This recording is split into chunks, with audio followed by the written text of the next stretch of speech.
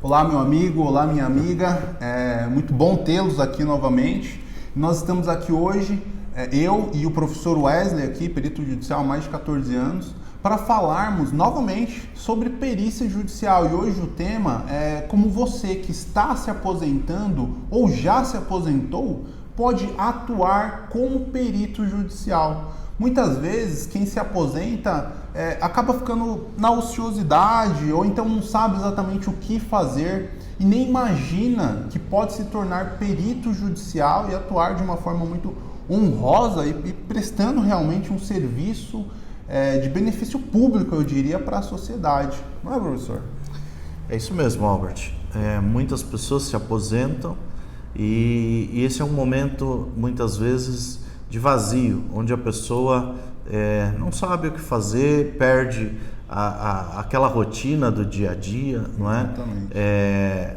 E fica ali ocioso, muitas vezes entra em depressão e às vezes não quer voltar para o mercado porque muitas vezes, se tiver um novo vínculo empregatício, vai precisar entrar com uma ação de desaposentadoria, enfim, tem uma burocracia enorme, né? Então muitas vezes a pessoa fica sem atividade. Sim. Em sua grande maioria das vezes o salário, a aposentadoria não é suficiente para a pessoa ter uma qualidade de vida, manter Sim. as suas contas em dia, né? É muito comum quando a pessoa se aposenta, ela diminui a sua renda mensal, né? Nem sempre a pessoa se aposenta com o ganho integral que ela tinha quando estava na ativa, né? Então, o que eu pretendo apresentar aqui é uma saída, como você disse, uma saída honrosa, né? Uma possibilidade de atuação para os aposentados que está aí e pouca gente sabe, poucos exploram, né? Sim. E temos um mercado gigante que consegue absorver esse aposentado, principalmente porque quando pensamos em aposentado, temos que pensar em alguém que adquiriu uma longa experiência em sua vida de trabalho, né? Sua vida laboral. Então é alguém que realmente sabe do que está falando, alguém que sabe fazer, e essa experiência precisa ser aproveitada. E como fazer isso, né? O que eu vou falar um pouquinho para vocês é sobre como o aposentado e se é possível o aposentado atuar como perito judicial. Sim. Né? Então, eu sou perito judicial, não sou aposentado ainda, mas se fosse, continuaria atuando como perito judicial. Professor, desculpa interromper, mas só de repente para esclarecer isso um pouco para você que está nos assistindo, porque talvez existam não é, pessoas que nem saibam o que é perícia judicial. Então a pessoa está ali para se aposentar ou já se aposentou, mas nossa, eu vi que é um vídeo que está falando sobre aposentadoria, não é? Mas eu não sei exatamente o que é ser perito judicial. Como é isso, professor? De repente, perfeito. Não é para esclarecer. Excelente, importante esclarecimento. Bom, então vamos lá. Nós temos basicamente 4 tipos de peritos previstos em lei. Eu vou falar de um deles, que é o perito judicial. Não dá tempo aqui de explicar todos os 4 tipos de peritos, mas eu vou conceituar rapidamente 2, porque são os 2 mais conhecidos. O que geralmente vem à cabeça das pessoas quando se fala em perito é o perito criminal, né? Que é aquele que a gente está habituado a ver na rua, numa viatura, em locais de crime. Esse que você vê em local de crime fazendo a perícia é o perito criminal. Esse perito é um perito concursado, é um profissional que prestou concurso, é um profissional de carreira. Então, para ser perito criminal, precisa prestar concurso público e geralmente esse perito criminal ele está ligado a uma Secretaria de Segurança Pública, a um departamento de polícia. Geralmente ele é um policial civil. Por exemplo, aqui em São Paulo, o perito criminal está ligado à polícia científica, né? Então, é um profissional concursado. E temos também o perito judicial. Perito judicial é um profissional que não é concursado. Ele é um profissional, Albert, que é nomeado por um juiz para fazer uma perícia específica. Ele é nomeado. Ele é nomeado. Então, esse profissional é um profissional com formação superior em qualquer área do conhecimento independente dele estar empregado, desempregado, ser funcionário público, ser aposentado, como é o caso hoje, né? Então, não importa qual a sua condição, basta que você tenha formação superior e se habilite junto ao Tribunal de Justiça do seu estado, você pode ser nomeado por um juiz. Ah, legal. Como funciona isso? O juiz tem lá, se cadastrou no site do tribunal ou na própria vara judicial, aí vai depender do estado, né? Se é pelo portal, se é direto nas varas judiciais, mas e é isso que eu explico com mais detalhes depois para os meus alunos. Você se habilitou junto ao tribunal, todas as vezes que um juiz, para julgar uma causa, ele precisar de um conhecimento técnico específico, um conhecimento científico, ele precisa nomear um profissional formado naquela área, um profissional com aquele conhecimento específico. Expertise, né? Exatamente. E aí esse profissional se tornará, a partir desta nomeação, perito judicial. Legal. Né? E o que o perito judicial faz, basicamente? Ele vai produzir um laudo pericial. É um documento onde ele vai dizer para o juiz, ele vai demonstrar ao juiz toda a análise técnica que ele fez daquele assunto, ou seja, a perícia propriamente dita, né? Então, o perito criminal é um profissional concursado, o perito judicial é um profissional nomeado por um juiz para fazer uma perícia específica dentro de um processo. Então, você se torna perito para aquela atuação específica. Então, o perito judicial é um profissional autônomo que presta serviço para a justiça brasileira. E ele é titulado auxiliar da justiça, né? Então, o perito judicial é um auxiliar da justiça que presta serviço. E prestando esse serviço, Albert, o perito criminal, por exemplo, ele ganha o seu salário, ele é remunerado pelo Estado. Perfeito. E ganha ali o seu salário como funcionário público todo mês. Sim. O perito judicial não. O perito judicial já ganha honorários. Honorários. Exatamente. Como um advogado, quando presta serviço para o cliente, o perito judicial, quando presta serviço ao judiciário, quando ele é nomeado por um juiz, ele vai ganhar honorários. Ou seja, ele vai dizer para o juiz ou para a parte que o contratou quanto custa a sua perícia, quanto custa o seu trabalho, o seu serviço. Legal. E ele vai receber pontualmente por esse serviço prestado, né?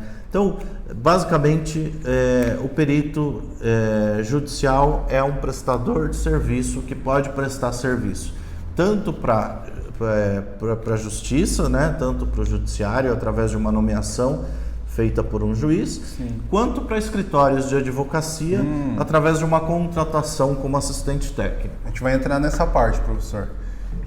Mas, por exemplo, igual o senhor falou, ele presta um serviço, ele recebe honorários, ele é um profissional autônomo. Eu acho que daí a gente já começa a pegar num ponto bastante importante, porque no começo do vídeo o senhor falou sobre a possibilidade de desaposentadoria. Porque eu acredito que esse seja um receio das pessoas que estão se aposentando ou que já se aposentaram. Nossa, mas eu vou arrumar um outro vínculo, eu não vou perder a minha aposentadoria? Talvez você já tenha se perguntado isso. Então, dá para esclarecer um pouco melhor essa parte, professor? Ele atuando como perito, ele perde a aposentadoria ou não? Enfim. Não perde. Isso é muito importante dizer. A pessoa já aposentada, quando for trabalhar como perito judicial, como eu disse, ele vai prestar um serviço. Esse serviço não gera nenhum tipo de vínculo, é uma prestação de serviço pontual. Ou seja, você é contratado para aquele fim específico, somente para aquela ação pericial. Então, isso não cria nenhum vínculo com o judiciário, nenhum vínculo com a parte que te contratou, seja ela o judiciário através de uma nomeação ou um escritório de advocacia através de um contrato de prestação de serviço. Ali você vai atuar como um autônomo, como um prestador de serviço autônomo.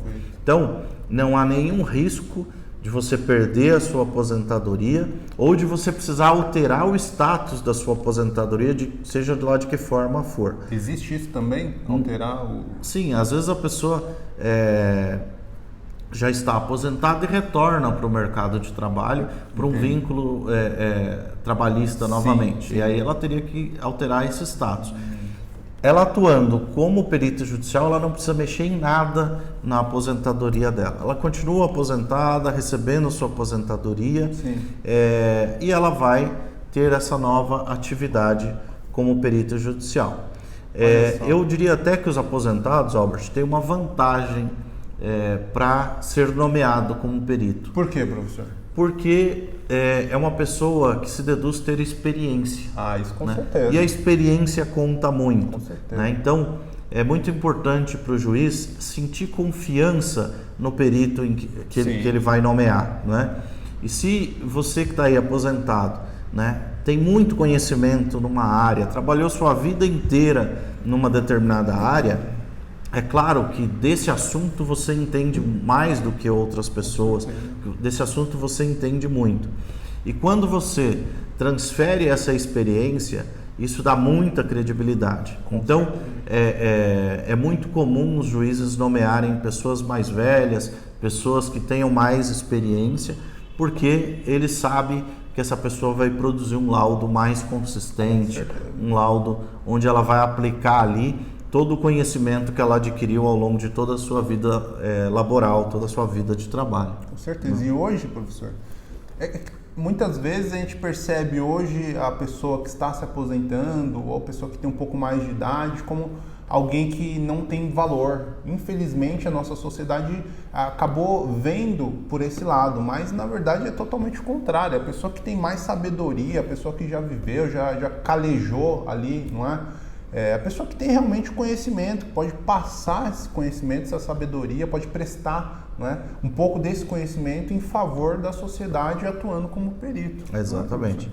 Eu acho importante a gente diferenciar. Aposentado não é inapto. Exatamente. Né? Então, você continua apto, você continua em condições de exercer um ofício. Né? Simplesmente o aposentado, ele cumpriu ali uma jornada de trabalho, né, temporal, ele cumpriu ali alguns anos e adquiriu o direito de se aposentar. Mas isso não significa que de um dia para o outro ele se tornou inapto. Pelo contrário, ele tem uma aptidão adquirida ao longo de toda uma carreira. Né? Ainda mais nos dias de hoje, exato. Né, que a expectativa de vida aumentou muito. Então, as pessoas viviam até 60, 70 anos. Hoje em dia, as pessoas vivem até 80, 90, 100 anos. Exato. Então, olha só... E aí, imagina, Albert, nós temos uma geração que se aposentou muito cedo. Sim, exatamente. Então, a gente tem pessoas aí com 55, 60 anos que estão aposentadas, né? Ou seja, que tem muitos anos produtivos ainda pela frente, né? Que a cabeça está ali, a mil, que a cabeça está extremamente produtiva. Então, esta pessoa pode voltar para o mercado, por exemplo, como perito judicial, né? Colocando a cabeça a favor, colocando todo o seu intelecto, toda a sua condição cognitiva a favor, à disposição do judiciário. Com certeza. E o judiciário precisa dessas pessoas, porque hoje nós temos, só para te dar alguns números, sim, claro. A gente está chegando a 100 milhões de processos no Brasil. 100 milhões de processos? 100 milhões de processos. Nossa. Então, mas isso, peraí, professor, acho que isso é um ponto importante. Isso no mundo? Isso no Brasil. Só no Brasil? Só no Brasil. Nossa, né? Olha isso, para você Brasil. Que está assistindo. 100 milhões, praticamente a metade da população brasileira. Hoje a gente está em torno de 210 milhões. Então, a gente tem metade da população. Não, mas e os números não param por aí. Chegando a 100 milhões de processos, nós temos no Brasil em torno de 1 milhão de advogados. 1 milhão de advogados. Exato. E sabe quantos peritos judiciais? Quantos? Uns 50 mil? 50... Não chega a 12 mil peritos. 12 mil? Exato. Para 100 milhões de processos. Exatamente. Né? Então... vou pegar um estado como o Rio de Janeiro, por exemplo. A gente está falando, né, de um estado com muitas ações judiciais e tudo. Hoje tem 2.500 peritos, mais ou menos. No estado do No Rio? estado do Rio. Nossa, Né? olha o tamanho dessa oportunidade. Isso, infelizmente, não é falado.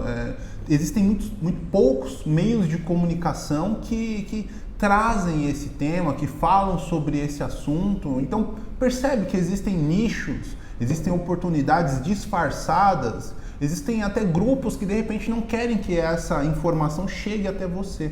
Mas é por isso que nós estamos aqui tentando espalhar, ou, como posso dizer, professor, realmente esclarecer você. É até uma informação de utilidade pública. Exatamente. Né? O judiciário precisa da atuação de profissionais como você que está aí nos assistindo, né? E qual que é o pré-requisito para ser perito judicial, Albert? Sim. Ou seja, você que está aí, é aposentado, ok, quer voltar para o mercado, mas não quer mexer com a sua aposentadoria, quer manter o seu status de aposentado da maneira como está. Qual que é o único pré-requisito para você se tornar perito judicial? Ter formação na área em que você vai atuar. Então, para ser perito judicial, você precisa ter formação na área que você vai atuar. Tem formação na área em que você vai atuar, você pode se tornar perito judicial. Formação, quando o senhor diz, é ter faculdade. Ter faculdade, ter uma formação superior. Legal. Para atuar como perito judicial, é possível também com formação técnica em algumas áreas. Perfeito, né? perfeito. Não são todas as áreas que a formação técnica permite atuar como perito judicial. Vai de caso a caso. Mas tem algumas áreas. Como regra geral, é a formação superior em qualquer área do conhecimento. Né? Então, o indivíduo pode ser formado em pedagogia, em enfermagem, engenharia civil, odontologia, veterinária, enfim. Em todas as áreas do conhecimento, tem ações judiciais. Se tem ações judiciais sobre todos os assuntos da nossa vida em sociedade, tem espaço para atuação de todos os profissionais com as mais diversas formações para atuar como perito judicial. Com certeza. Muito interessante isso, professor. Então, olha o tamanho dessa oportunidade. É um mercado enorme, pouco conhecido ainda, né? Principalmente dos aposentados. Muitos aposentados vêm me perguntar: poxa, mas eu posso atuar como perito judicial? Eu não preciso procurar um advogado para ver como é que fica a minha aposentadoria? Não, nada disso. O aposentado simplesmente vai se cadastrar no Tribunal de Justiça, vai se inscrever, vai se colocar à disposição do judiciário, e aí ele vai ser nomeado por um juiz e vai realizar a sua perícia e vai receber por essa perícia realizada. É simples assim, na verdade. Não tem nenhuma burocracia, nenhuma complicação. Não precisa de curso, professor? Porque assim, eu já vi, né, existem locais por aí que colocam como pré-requisito que a pessoa necessite de um curso, como se tornar perito judicial ou alguma coisa do gênero. É preciso? É um pré-requisito isso? Não. Na verdade, o pré-requisito é a formação.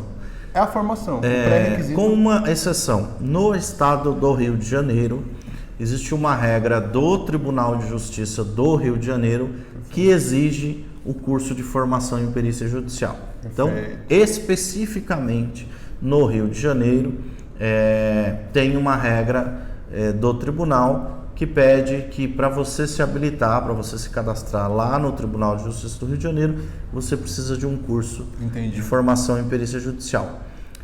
A legislação, o Código Civil, o Código de Processo Civil não traz essa exigência, né? A exigência é que você seja especialista no assunto que você vai periciar. Sim. Então, assim, aqui em São Paulo, por exemplo, no Tribunal de Justiça do Estado de São Paulo, não há essa exigência de curso. Então, o pré-requisito legal é a sua formação na área da perícia que você vai atuar. O que eu sempre aconselho é que, para que você aprenda os macetes dessa atuação, para que você encurte o seu tempo de nomeação, para que você amplie as suas chances de nomeação, se você tiver algumas informações específicas que podem ser adquiridas através de uma formação em perícia judicial, isso vai facilitar a vida de quem quer atuar. Ou seja, Isso vai ampliar as oportunidades de quem quer atuar. Mas não há uma obrigatoriedade em fazer qualquer curso adicional para se tornar perito judicial. Para se tornar perito judicial, basta ter formação na área que você vai periciar, na área que você vai atuar como perito judicial. Perfeito, perfeito. E professor, vamos supor, de repente quem está assistindo, talvez tenha interessado, a pessoa, nossa, interessante, eu nunca tinha pensado nisso, eu nunca vislumbrei essa possibilidade, eu nem sabia que era possível. Agora vamos supor que a pessoa se interessou, tá, mas aí legal, eu faço o cadastro, eu já sou formado, trabalhei durante a minha vida toda, não sei, como engenheiro, como professor, como educador físico, como psicólogo, enfim, o que quer que seja. A pessoa, então, mas como funciona isso, professor? Ela tem que ir até o fórum, ela tem que ir até o cartório, da onde ela trabalha? Tá. Como a gente está falando para pessoas no Brasil inteiro, é difícil falar de uma regra, porque não existe uma regra única, né?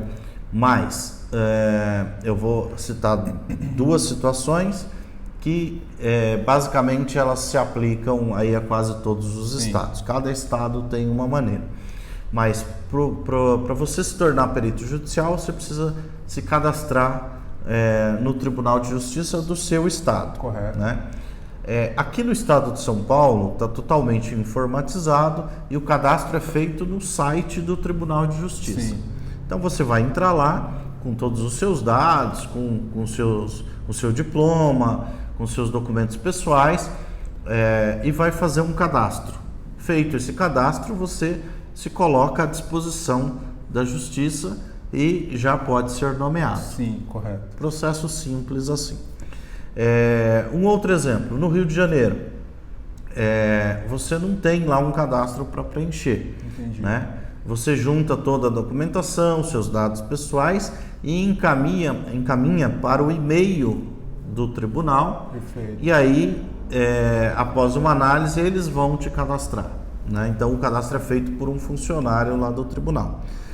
Já outros estados que ainda não estão informatizados, você vai pessoalmente nas varas judiciais, se apresenta como perito e deixa lá o seu currículo acompanhado de todos os documentos pessoais, das certidões, de todos os documentos que são necessários para o cadastro. Entendi. E aí aguarda ser nomeado por um juiz. Então, mas assim, a pergunta, eu vou reformular ela, é no sentido de, vamos supor que a pessoa recebeu a sua nomeação, ou ela já começou a receber algumas nomeações. Da onde ela trabalha? Ela pode trabalhar da casa dela, ela tem que trabalhar do fórum, como é isso? Ou ela tem que, não sei, de repente trabalhar onde ela vai fazer a perícia? Como funciona essa parte? Tá. Basicamente, a perícia, eu vou resumir em 3 fases, Perfeito. em 3 etapas.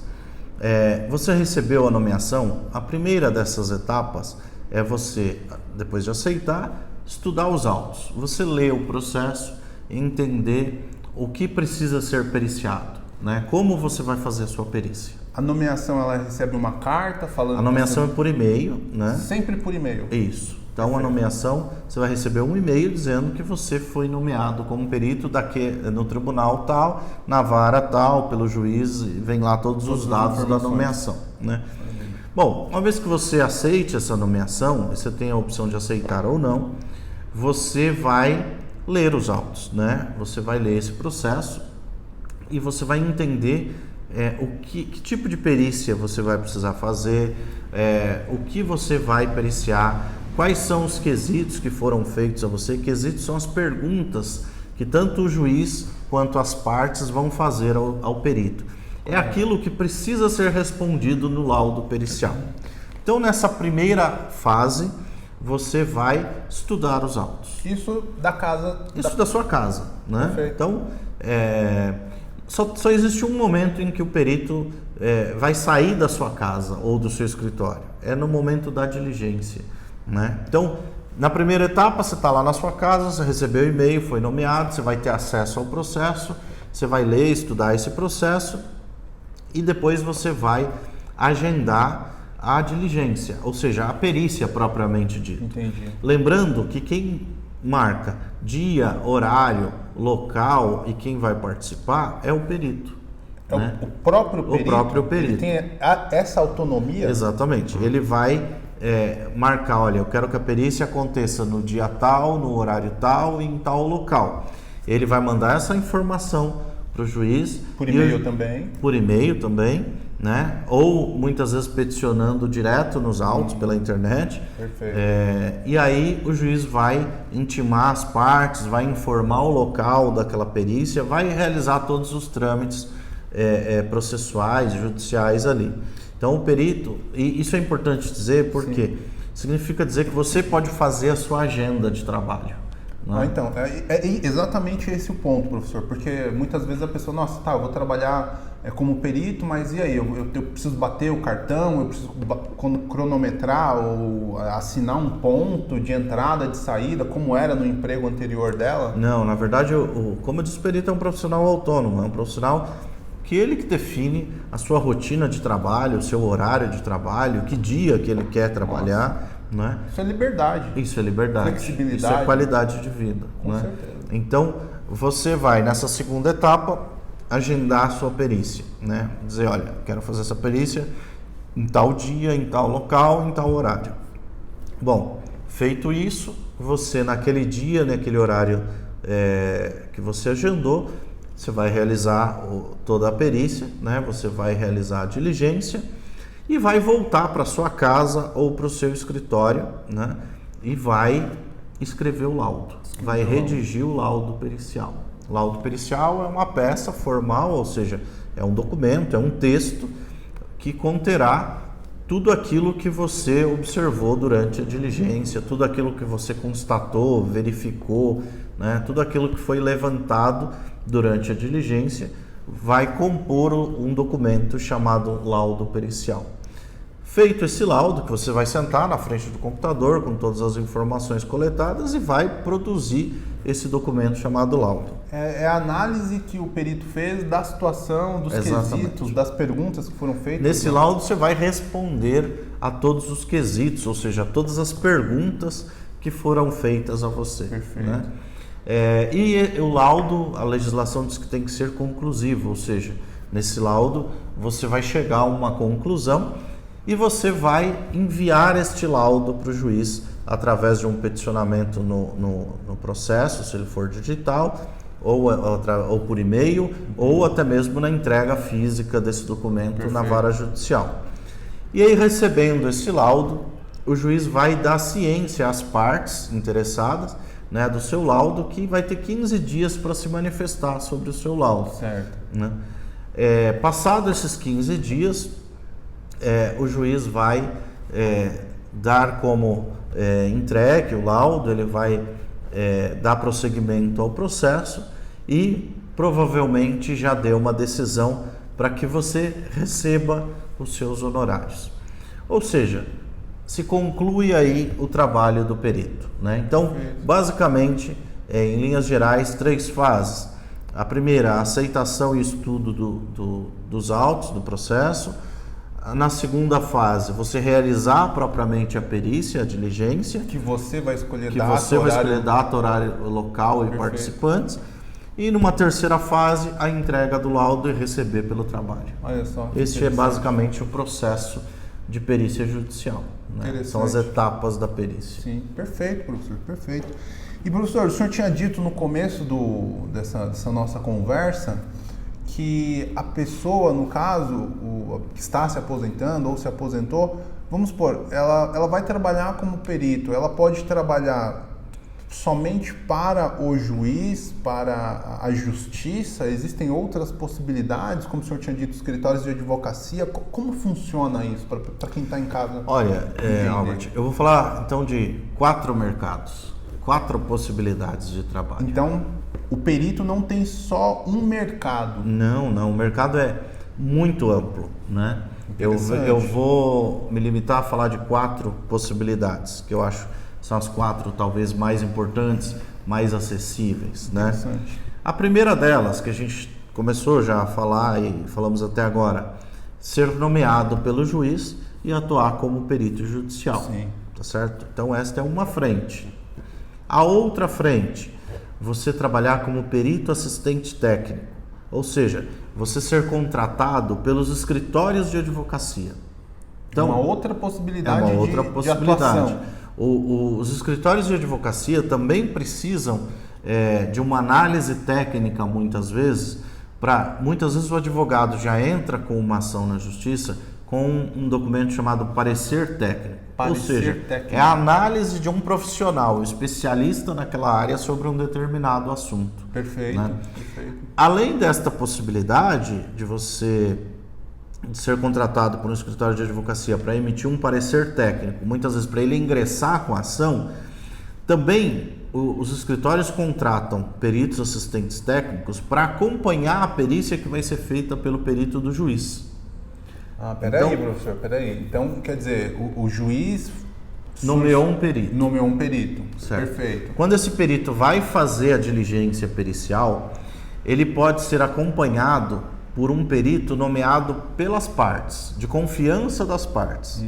Esse perito nomeado pelas partes para acompanhar o perito do juiz, para assistir ao que o perito do juiz está fazendo, por isso ele chama-se perito assistente técnico. Perfeito. Ele vai ser contratado pelas partes, ou seja, provavelmente pelos advogados que representam as partes. Entendi. Então esse é um outro mercado, ou seja, você pode prospectar, você pode mandar o seu currículo, o seu cartão de visita, se apresentar nos escritórios de advocacia como perito para ser contratado por esses escritórios. Então essa é uma segunda frente de trabalho, né?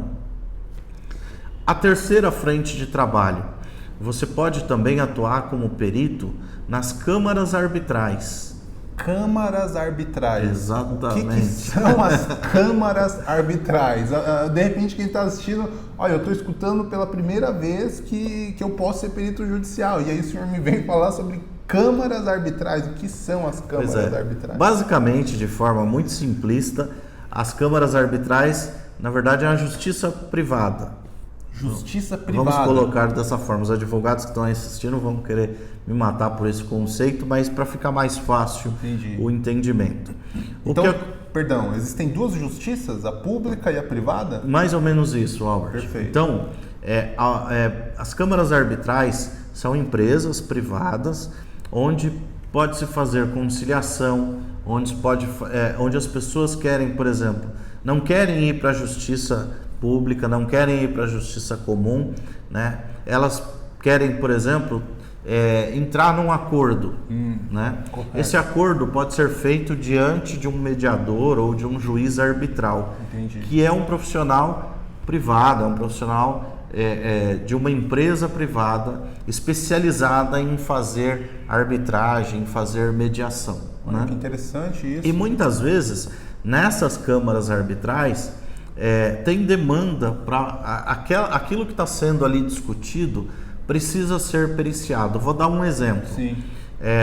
As duas partes estão numa câmara arbitral para chegar num acordo sobre a venda de um imóvel, né? Sim. Mas as partes divergem em relação ao valor do imóvel. Perfeito. Uma atribui um valor, outra atribui outro valor. Bom, e quem pode dizer qual que é o valor correto desse imóvel? Um perito através de uma perícia. Então, nesse momento, aquela câmara arbitral vai contratar um perito, avaliador de imóveis, Sim. que vai fazer a perícia daquele imóvel em discussão e vai trazer para essa mediação o valor do imóvel atribuído através de uma perícia. E aí, é aquele valor que se chegou através da perícia que servirá como parâmetro para aquela discussão ou para aquela mediação continuar. Esse é um exemplo de atuação do perito na Câmara Arbitral. Nossa. Então, o terceiro mercado, pouquíssimo conhecido, Sim. que precisa ser mais divulgado, é o de atuação nas câmaras arbitrais. E nós temos muitas câmaras arbitrais.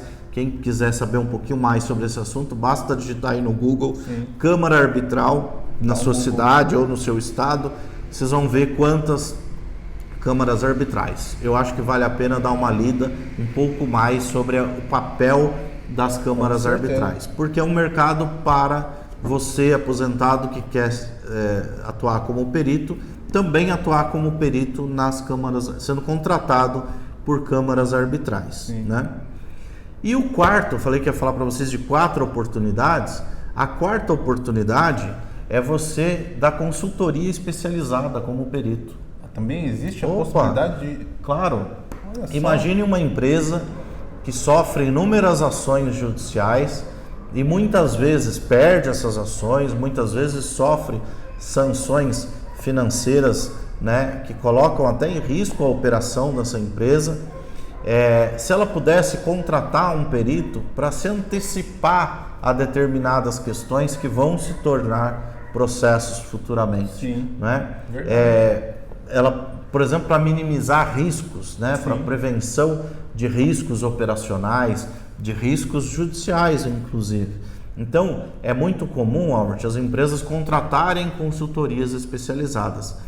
E nada melhor do que você chegar a uma empresa e se apresentar como perito naquela sua área de conhecimento, naquela sua área de formação e se colocar à disposição da empresa para dar consultoria àquela empresa, né? Isso é um mercado também muito promissor, com muitas possibilidades. Atuar então como perito, consultor especializado no mercado privado, no mercado empresarial. Então, basicamente aí 4 vertentes de mercado que podem ser exploradas por você que quer atuar, que tem formação superior, está aposentado e que quer voltar para o mercado, voltar a ter uma atividade laboral. Pode atuar basicamente nessas 4 frentes: perito do juiz, perito assistente técnico contratado pelas partes, perito de câmaras arbitrais e perito para dar consultoria especializada a empresas. Que legal. E nenhuma dessas possibilidades vai novamente interferir na aposentadoria da pessoa? De forma alguma, né?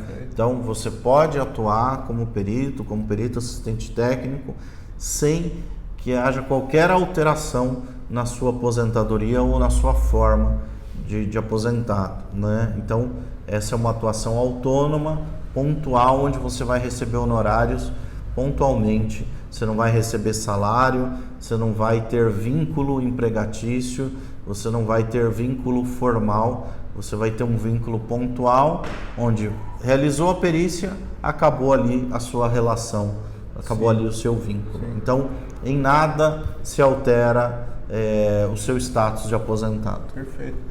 Isso é interessante, professor, porque, como o senhor também tinha dito no começo, muitas vezes a pessoa, enquanto ela estava em atividade profissional, ela tinha um patamar de vida, às vezes, ela recebia uma determinada quantia ali, o pagamento dela, o salário dela era bem maior do que o que ela recebe hoje como aposentadoria, como aposentado.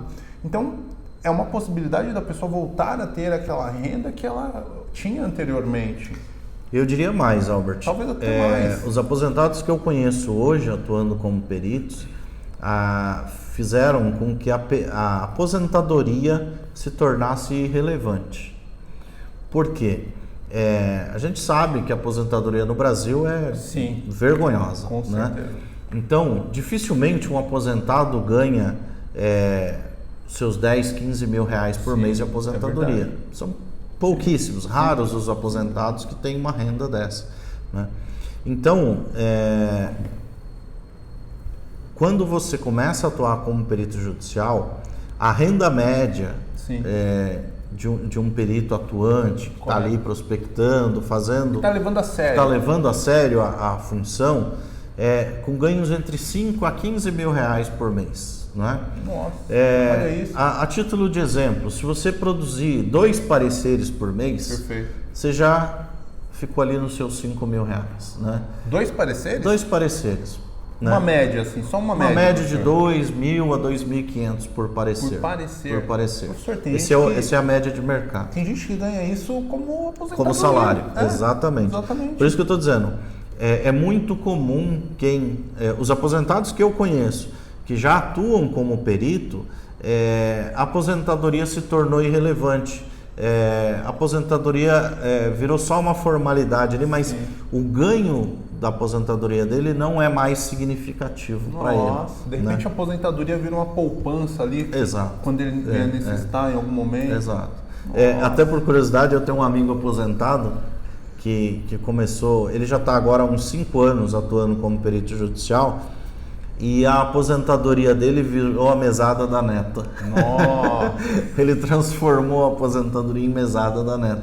Olha aí, essa porque hoje o ganho principal dele é com a perícia. Perfeito, né? Perfeito. Então, hoje, se você produzir 2 pareceres por mês, né? A gente está falando para produzir 2 pareceres, para você ter uma noção de tempo e espaço, a gente está falando de 2 horas de trabalho. 2 horas de trabalho? Mais ou menos. Nossa. Né?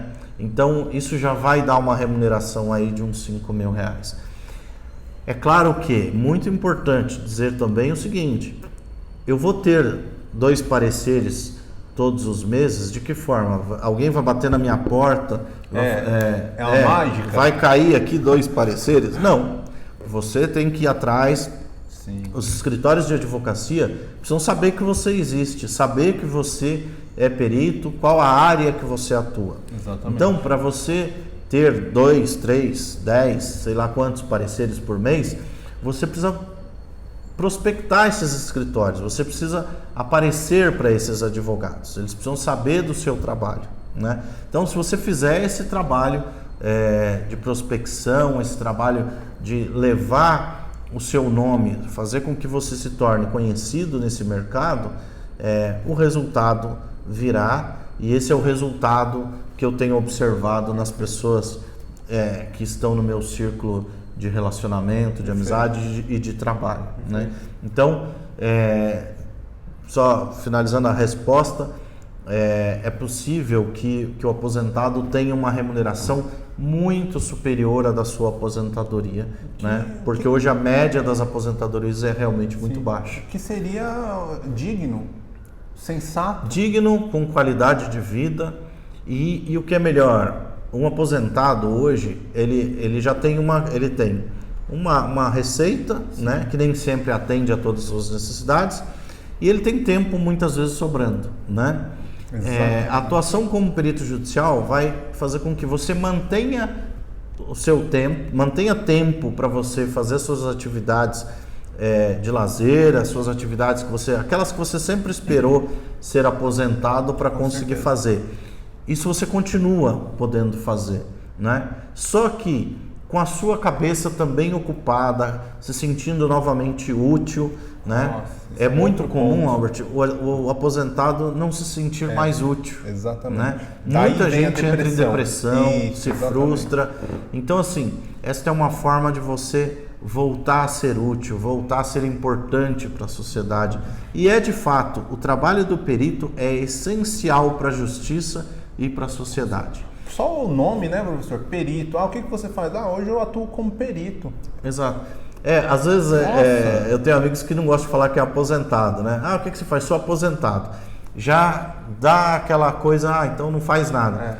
Não, o que você faz? Sou perito.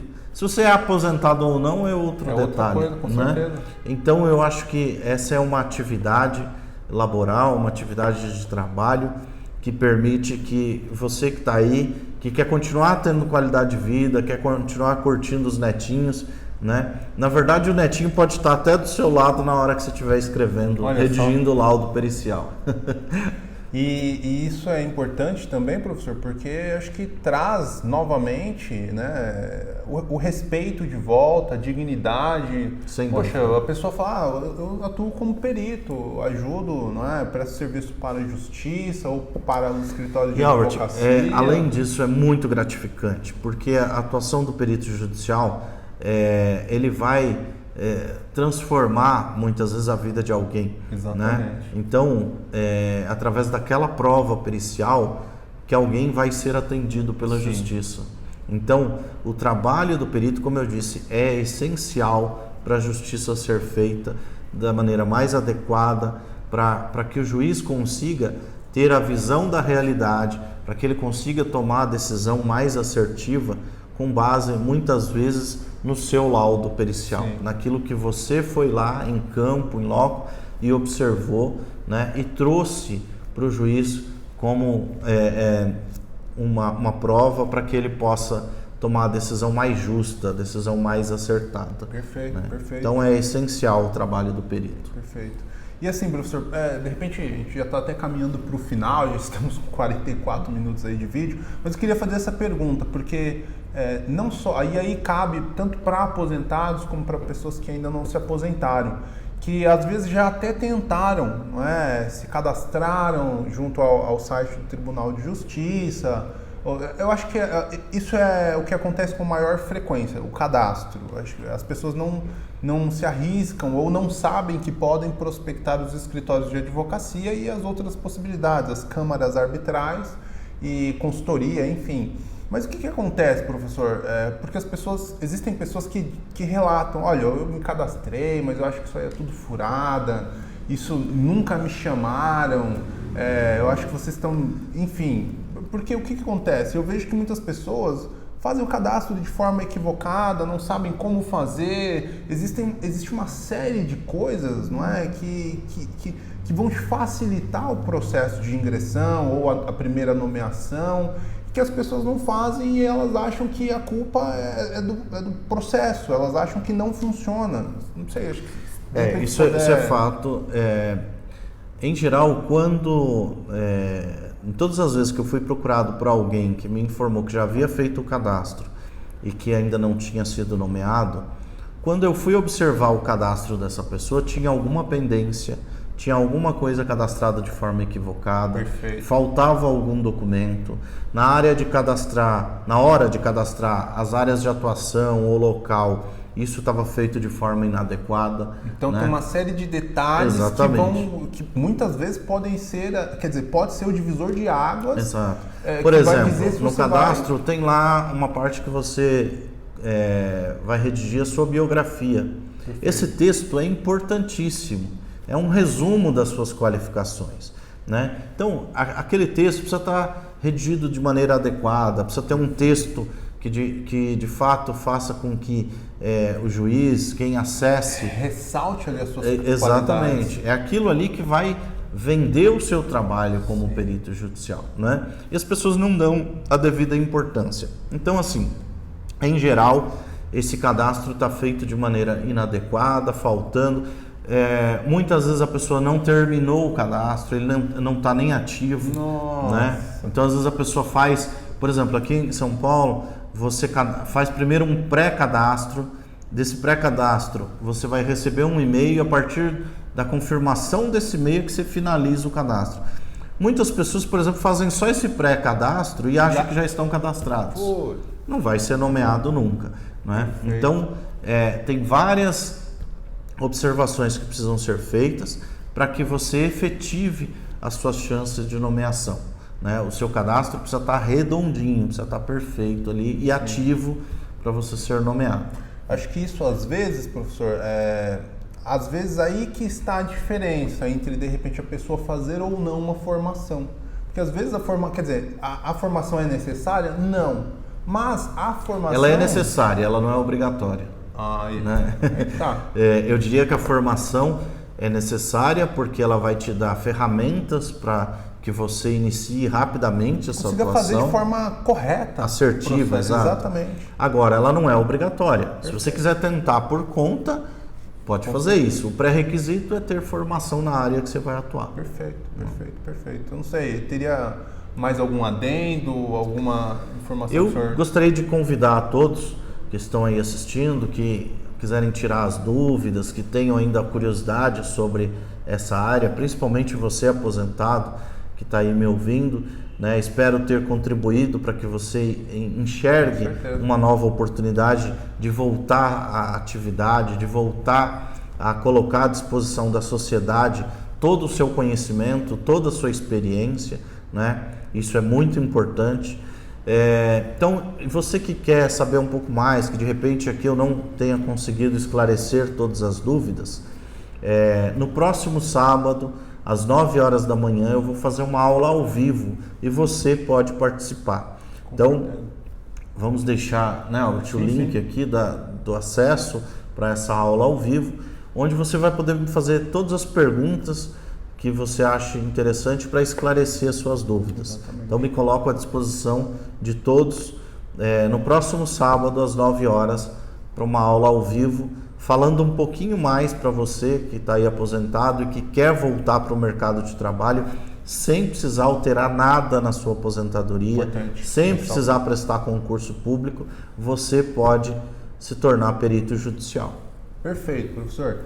E só lembrando, nós temos um grupo também de Telegram, onde o professor Wesley diariamente ele faz publicações, ele dá dicas, de repente um artigo, alguma coisa do gênero, sempre com o intuito de facilitar o seu ingresso, para que você realmente possa ter mais informação nessa área, nesse meio de atuação. Então o link nós vamos deixar aqui também, não é?